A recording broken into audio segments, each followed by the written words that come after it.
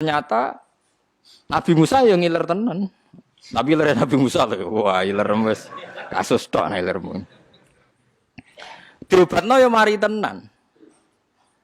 Artinya yo piye-piye keputusane Firaun iku ya ape dipateni tapi ngerti keramate apa mukjizate Nabi Musa akhire ra iso dipateni. Mulane jare bojone Firaun qurratu ainil li wala.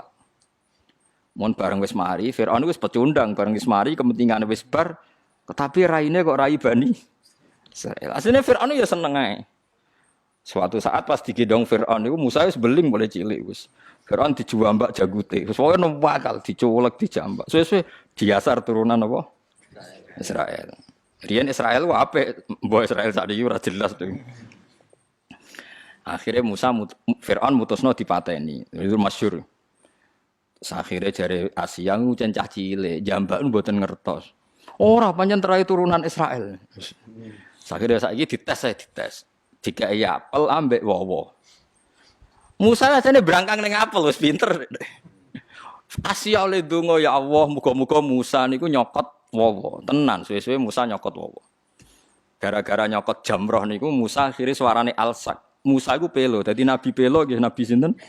Musa. Gara-gara cilike nguntal wowo. Mergo pangeran nak Musa mangan apel, wo berarti nyokote ya jarak kan wis terpelajar. Jadi karena nyokot wowo berarti lu cah cilik wowo be apel lu milih wowo. Umpama dekne milih apel Firaun mateni mergo terbukti wis pinter. Jadi goblok kadang ya penting. Ben kena disalahno pangeran lho, kula pancen goblok Gusti. Mulane goblokmu terusno dadi soben. Soben aku wis salah perilaku takoki pangeran, kowe kok iso ora roh aturanku ngene-ngene ngapunten Gusti. Mergi kula napa? Goblok. Mulane goblok ku barokah, paham? Mulane kadang goblok ya penting. Wonten hadis aksaru ahlil jannah al-bulhu. Akeh-akeh sing mlebu swarga wong napa? Wong bodho. Mergo khitab-khitabe pangeran niku anggere kena bodho wis mboten pirsa Gusti. Aku ora pirsa, goblok Gusti. Kok goblok pergi mboten cerdas. Lah mari jenengan paringi goblok ya akhire mboten paham. Swarga, you know? Tapi goblok sak goleki dhuwit aja kok golek dhuwit pinter pas agama goblok. Iku pangeran ra ngandel nah niku ngoten. Nah, goblok ya goblok kabeh aja kok urusan agama goblok, urusan donya pinter. Dadi intine niku Asia niku nggih rasional.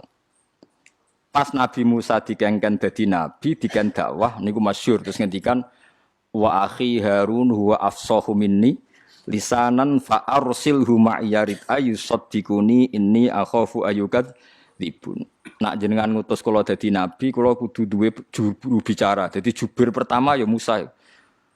Nabi Harun kakak kula angkat dadi nabi ben dadi juru bicara. Mergo kula niku alsak, kula niku pelo. Jadi pangeran yo ora nambani Musa ben tetep pelo. Baru kayak Musa pelo akhirnya ana nabi proposal. Nabi Harun dadi nabi ku dimintakan oleh Nabi sinten? Musa. Jadi oleh Nabi diangkat. Mulane Nabi Harun yo sungkan kakak tapi wedi merkane dadi nabi ku barokah Musa pelo. Mulane kira ana kiai ra sugih ge sugih kudu manfaatno ben kowe iso dadi kebutuhane kiai aja malah ra ono gunane, malah ra jelas. To melarat tapi pinter omong. Jenenge melarat ra pinter omong. Terus pinter apa kan? Mbon.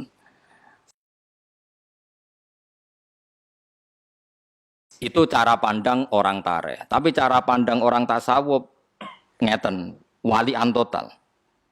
Kabeh donya kuwi wae pangeran. Mulane Asia iku bojone Firaun, dipakani mbek donya haram. Musa cilik ya di rumah Firaun dipakani mbek dhuwit haram. Tapi wong donya wae pangeran darani halal ya halal. Nyatane bojone Firaun ya dadi wong salihah, anake wedok ya salihah, Musa cilik sing di rumah Firaun ya saleh. Iku nunjukno donyane wong kafir ku nek dipangan wong saleh tetep dadine ya apik. Tapi aja nyolong lho maksudnya terus nyolong. Mulane wong sing terlalu zuhud, nek dikek wong kafir ra gelem iku ya salah. Rumangsamu wong kafir di donya iku ya donyane pangeran. Buktine Musa di rumah Firaun. Nabi Muhammad cilike sing rumah sinten? Abu Lahab. Donyane Abu Lahab kira-kira haram wa halal? Haram. Tapi nak wis dadi kekasih pangeran dadi halal perkarane cara pangeran yo donyane Mulane aku pengen halal ya kowe kudu dadi kekasih pangeran. Dadi donya subhat lah nek sing mangan kasih pangeran ya dadi halal cara pangeran iku kekasihku mangan donyaku. Lah kowe ora pati disayang pangeran mangan subhat tetep subhat. Mergo wong ora jelas mangan donya ora jelas. Fungsine ya ora jelas. Tapi nak wali kan fungsine kanggo agama jelas kekasih pangeran. Sing harame dadi halal. Tapi aja nyabu maksudnya sing donya-donya sing. Jadi halal itu kan ada dua, ya. Ada halal ainnya, memang ainnya halal, kayak uang, kayak gandum, kayak beras itu halal. Tapi menjadi haram karena transaksinya. Nah ini bisa halal dikekasihi Allah. Ada yang haram tuh dzati, kayak khomer itu kan haram, dzati itu tidak bisa halal. Masya wali nak nyabu yo, ora oleh wali kok nopo nyabu, yo ora oleh. Cari isek dasem ora ono. Ngene jadi wali ku ya ono jare guru-guru kula iku. Wali ku nak bodoni ku sing pinter, aja kok nak bodoni goblok. Mergo ana cerita wali goblok kepengin dianggap wong wali. Bareng jam 1 bar do Jumatan, "Mbah kok ora Jumatan?" "Aku Jumatan ning Mekah, Jum." Lah sing takok wong ahli alim ngerti falak. "Mbah anak bintu aja ngajak-ajak." Mergo nak jam 1 ning Mekah jam 10 Mbah Sudes tesih ngopi. Tapi dekne muni wis Jumatan ning Mekah wali bento jare. Piye carane bar Jumatan ning Mekah jek jam 10. Songo apa 10 nak jam 1. 4 jam pokoke no. Jam 9 nggih. 9. Mulane saiki konangan wali-wali amatir konangan wis ora Jumatan jare wis Jumatan ning Mekah. Ning Mekah tesih jam pinten? Songo, mergo terpaut 4 jam. Nah, dene terpelajar oleh muni kudune ngene. Kok mboten Jumatan, Mbah? Engko cung ngenteni kok ning Mekah. Nah, iku rada pinter berarti. Berarti relatif terpelajar, no. Relatif napa? Kula baleni malih. Ini memang masalah-masalah sing kita ndak pernah tahu ila yaumil kiamah. Ngeten kula niku termasuk ahli fikih. Dan memang saya pelajari masalah halal haram.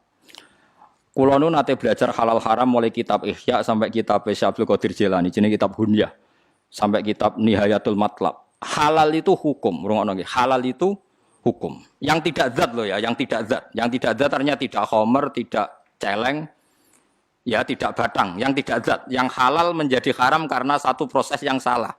Saya ulang lagi ya, halal yang menjadi haram karena proses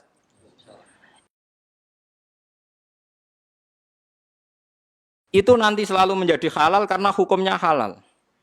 Bukan karena materinya halal. Jadi misalnya gini, Anda supir. Ya supir ya halal, kondektor ya halal, sudah.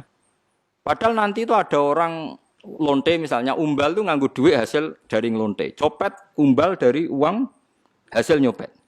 Dan dia pergi juga mau meneruskan aktivitas nyopet. Anda sebagai supir atau kondektor tetap halal karena Anda mendapatkannya lewat transaksi yang halal. Meskipun dibayar dari materi yang asal-usulnya didapatkan dari haram. Mungkin Anda penjual pulsa, ya sama. Yang beli mungkin lonte, kok pulsane dinggo goleki hidung belang atau sebaliknya. Kue santri, ya wis pokoknya tuku pulsa yo. Dilayani. Kue kan gak iso nulisi hanya yang berkepentingan halal. Pengen rapayu tapi gitu. Nah sama jual beras juga sama. Nak dipangan kiai, dipangan wong saleh nggo kekuatan salat. Nah digo wong nakal. Ya di kekuatan nakal. Mulane kan ning bis ra usah ndonga, semoga sampai tujuan. Sebagai tujuan nek wong nakal ya di tempat tujuannya ya nggon nakal. Ya ta ora? Tapi dongakno wong ya apik, semoga selamat sampai tujuan dan semoga cita-citanya berhasil. Lo cita-citanya berhasil cepat yo. Paham nggih? Jadi makanya hukum uangan, mana rata-rata wong alim ora iso omong. Kulo sering takoki. Kulo nggih nate ketika Jogja gempa atau ada daerah-daerah yang kena bencana, saya pernah ditanya wong alim, padha ngalime takok. Gus, menurut Anda doakan selamat itu baik apa enggak? Supaya dunia enggak ada bencana. Roh. Jenengan wong alim gak roh. Kalau dunia itu aman, sing kelon maksiat ya aman, sing minum ya aman. Meskipun nak ora aman, sing salat pun ndak aman. Tapi masalahnya nak aman, sing maksiat pun aman. Akhirnya kan wong alim rawani omong. Ya juga Gusti nderek mawon kan mergo Mugi-mugi kampung niki gemah ripah Allah jinawi, rezeki gampang ngene-ngene. Rezeki gampang aku nakal ya digo aktivitas nakal, sing saleh juga aktivitas. Mosok kabeh donga semoga rezeki gampang kangge tiang-tiang saleh sing mboten saleh. Kangelan kan yo sing muni amin bingung iki maksude piye. Kan yo ora jelas. Makanya ketika Syekh Abdul Qadir Imam Ghazali yang dikatakan halal itu Anda saat transaksi melakukan sesuatu yang halal. Di luar itu Anda sudah tidak dimintai tanggung jawab. Karena kalau dimintai tanggung jawab, uang rentalan mobil, bogo jemenan apa mboten ngapunten lho niku. Wedi digo, ya haram tenan lah digo. Tapi wis wonge kata-katan kayak mergawe ya wis. Lah nang ngono sak donya ya haram kabeh. Yo pesawat digo kaji. Wah kok nyugeno Boeing. Nah Amerika suwe Boeing sugih digo kekuasaan militer sugih digo ngrusak Islam. Boikot pajak Amerika. Wis haram kabeh sak donya. Kaji pun haram. Mergo kaji nganggo pesawat Amerika nyugeno Amerika. Nah Amerika sugih dienggo. Ora ono sing halal nang mbantem ngono ya ora ono sing halal.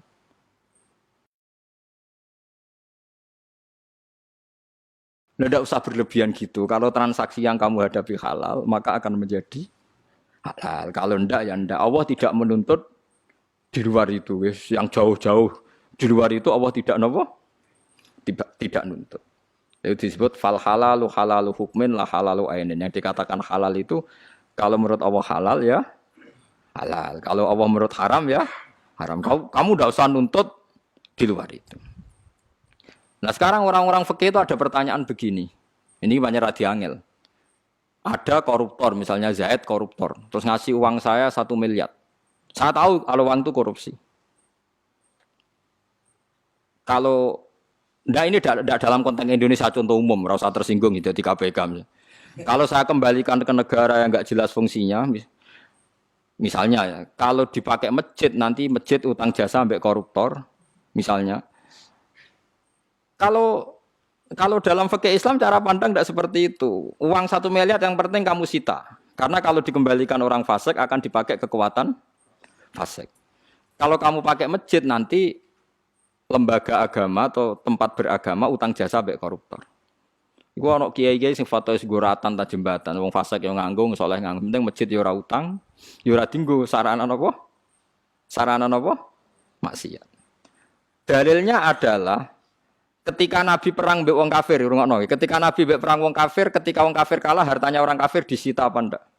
Disita. Sekarang sampean saya tanya. Hartanya orang kafir itu dari cara haram apa halal rata-rata? Haram. Tapi kalau harta itu dikembalikan karena Nabi orang suci dan sahabat orang baik, sudah jangan makan hartanya orang kafir, balekno wae. Yo dipakai kekuatan kekafiran. Maka target pertama yang penting disita. Nah, makanya ini sirinya kenapa ghanimah halal padahal dari hartanya orang kafir. Karena kalau dikembalikan menjadi kekuatan apa orang? Nah sekarang kalau perempuan ini Mustafa tertarik. Ya dalam hukum perang dulu loh ya, enggak sekarang. Dulu perang itu kan yang Nabi mesti benarnya, orang kafir mesti salahnya. Kalau sekarang perang kan enggak jelas. Pemimpinnya ora jelas bener. Paham nggih? Misalnya ada orang kafir perang. Mulai dulu perangnya bawa perempuan karena sebagian aktivitasnya memang harus perempuan, mungkin yang ngatur obat, yang ngatur pernak-pernik. Itu kalau perang kafir kalah, perempuan ini jadi amat dulu. Dan halal dikeloni, misalnya dikeloni Mustafa ya oleh. Asal bagiannya loh ya, wis ditentukan oleh imam. Sing elek bagian Mustafa, sing iki seperti itu. Karena pembagian oleh imam ini bimanzilatil akdi sama dengan akad. Memang itu seperti itu aturan Al-Quran. Walladzina hum li furujihim hafizun illa ala azwajihim aw ma malakat aimanuhum. Amatlah kemana. Logikanya gampang. Kenapa menjadi halal? Padahal kadang punya suami di negara kafir harbi. Karena logikanya gampang. Kamu merasa jijik ngeloni orang amat. Misalnya Mustafa, biasa iktikaf biasanya masjid kok ngeloni nopo? Amat. Mboten Gus niki mboten nyaman kula kok ngeloni tiyang kafir. Amat kula balekno mawon ning wong kafir. Nanti amat ini ketika kembali wong kafir, dikeloni wong kafir, maka akan mereproduksi tiang kafir. Jadi dari orang kafir kosong menjadi 2, anak-anaknya loro, anak-anaknya 5. 5 kok dia anak 5 kabeh selawe. Berarti gara-gara Mustafa mbelekno amat nglahirno wong kafir selawe dan seterusnya. Tapi nak dikeloni Mustafa, ngelahirno imam masjid, muadzin, wong nganggur macam-macam. Tapi kan Islam, maksudnya tetap Islam, maksudnya. Ya tetap nganggur maksudnya, tapi Islam. Sebebo ngurusi masjid, musola, gue kegiatan macam-macam lah. Ya sih, ya ngurusi jenazah, tapi kan mereka anak kiai. Sehingga ketika orang kafir menuduh kenapa sahabat itu hipersek, karena kalau perang menang perempuan kafir dipakai amat. Kamu sebagai ulama, kamu harus tahu hujahnya karena kalau yaitu tadi, kalau diproduksi orang kafir ya akan produksi orang kafir, kalau dikeloni wong Islam yang produksi itu sirinya kenapa amat halal. Tapi halal ini pilihan, kamu boleh saja enggak ngeloni, tapi jangan kebalikan. Sama pedang atau senjata yang dimiliki bajingan, kamu boleh saja agak make, tapi jangan kembalikan. Karena kalau kamu kembalikan dipakai kekuatan, kefasikan bajingan. Wahakata dan seterusnya.